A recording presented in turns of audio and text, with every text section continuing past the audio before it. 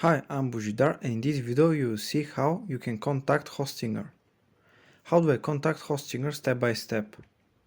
The only way you can contact Hostinger if you are not a customer is by going to hostinger.com, link in the description.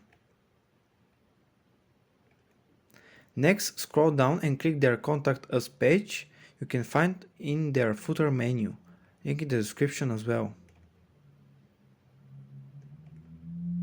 Then choose any one of the available contact methods, fill in your details if necessary, and contact them.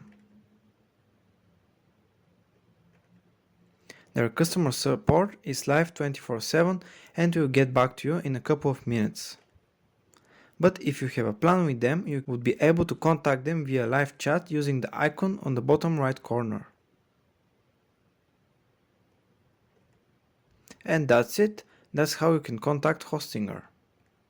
Hope this video was useful. See you again. Bye.